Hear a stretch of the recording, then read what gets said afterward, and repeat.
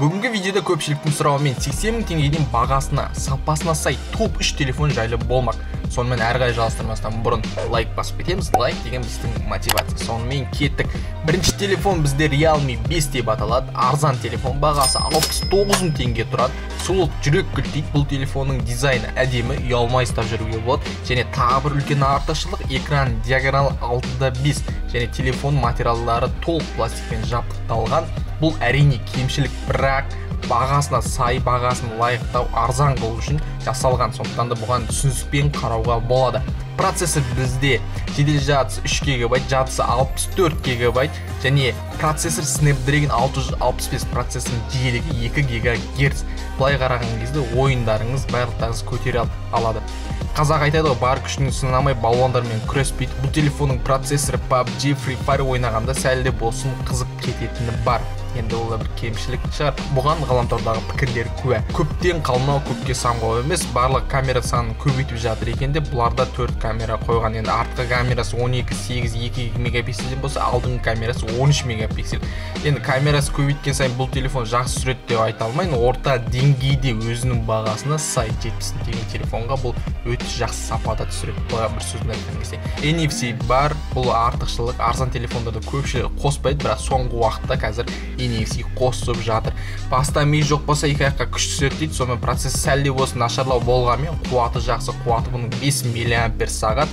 Енді ғаламтор пікірлері қарасақ, көбісі қуатын мақтап, барлығы соны енді мадақтап жатыр. Бізде келесі телефон Oppo A5 деп аталады. Бағасы 81 000 теңге. Енді сұлулық жүрек күлтейді. Бұл телефонның дизайнынан бастайық. Бана дизайн болсын 2020 жылы шыққан. Былай әдемі, диагонал 6:5. Бұл ойын ойнайтындар үшін бұл үлкен бір артықшылық. Қазір ғаламтордағы көпшілік пікірлер осы телефонның процессорын және бағана диагоналын бәрі жұмыс істеуін жақсы мақтап жатыр. Қазір айтайық, материалдар пластик, бұл енді кемшілік, бірақ енді сырттан алыстан қарағанда бұл нәрсе байқалмайды. Операциялық жүйесі Android 9 орналасқан, саусақ ізімен ашу жүйесі бар, артында орналасқан, салмағы 195 грамм, NFC бар, бұл артықшылық. Қазір соңғы кезде 2020 жылы бүкіл телефондары NFC қосып жатыр. Одан кейін камерасы бізде 12-8, 2 мегапиксельдің, алдыңғы камера 8 мегапиксель. Қараңғыда онша түсірмейді, себебі қараңғыда түсіру функциясы жоқ.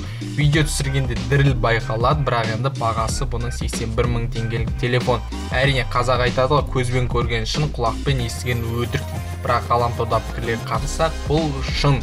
Былайша айтқанда бұл телефон камерасы үшін емес, ойнау үшін алуға болады. Не үшін? Себебі процессор бұл 8 ядролық Qualcomm Snapdragon 665 және жадысы 64 ГБ, жедел жадысы 3 ГБ орналасқан. Бұл деген сөз заманауи кез келген ойынды жақсы ойнауға болады. Бұған ғаламторда пікірлер куә, бағана бері айтып жатқан пікірлеріміз осы туралы болмақ. Күш білекте емес, жүректе. Бұның күші камерасында емес, процессорында.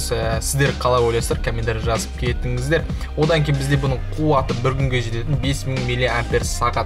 Енді бұл да бір геймерлерді, жалпы ойын сүйетін қауымның бір үлкен бір алғысын алатын сөзсіз. Сонымен бізде келесі телефон бұл Xiaomi Redmi Note 8T деп аталады. Бұның бағасы 70 000 теңге.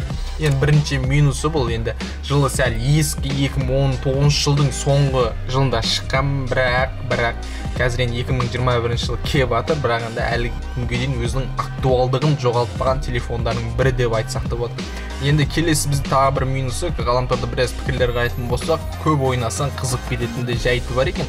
Көп қолдансаң қатып қалатынды, сондай бір нәрсесі бар. Қытай телефондарының, арзан телефондарында ауру қалса да әдет қалмайды дегенде осындай бір әдеттері бар енді. Оған да түсініспен қарау болады. Енді бағасы бұның 70 000 теңгелік телефон. Бірақ енді мөлшермен қолданатын болсаңыздар, ешқандай қатып, ешқандай қызып кетпей, кәдімгідей өзіңіз рахаттанып қолдана аласыздар. Енді характеристикасына келетін болсақ, бізде Android 9, 2 сим карталы, экран IPS, диагонал 6:3 және бізде процессор 8 ядролық Qualcomm Snapdragon 665, жедел жадысы 3 ГБ және жадысы 32 ГБ, 64 ГБ, 128 ГБ. Енді өзіңіз қалауыңызға қарай аласыздар. Енді әрине жадысы үлкейген сайын бұнда бағасы өсе беретін сөз. Ал камерасы 4 камера, енді 48-8, 2 мегапиксель, алдыңғы камерасы 13 мегапиксель. Ал қуаты 4000 мАч. Әрине өзінің бағанағы алдында екі телефон салыстырғанда қуаты төмендеу, біреуінің бағана камерасы артық болса, біреуінің процессоры, енді үшеуінде де бірдей бір деңгейдегі деп айтсақ та болады. Енді сыртқы дизайнды ішіндегі сәл осындай бағана диагоналдарына байланысты өздерінің ерекшеліктері бар. Енді достар, енді осы 3 телефон жайында айттық. Енді сіздер қайсысы ұнады, қайсысын алам деп шештіңіздер, комментарий жазып кет. Немесе осы айтылып кеткен 3 телефонның қайсысы сіздерде бар, комментарий жазып кетіңіздер. Қандай артықшылықтары бар, қандай кемшіліктері бар. Енді алайын деп жатқан сатып алушыларға бұл бір үлкен бір пайдасын тигізер. Сонымен достар, бүгінгі видеомыз аяқталды. Каналға тіркеліп, лайктарыңызды басып, келесіде қандай видео шыққанға сондықтан жазып кетіңіздер. Сонымен келесі кездескенше қош сау болыңыздар.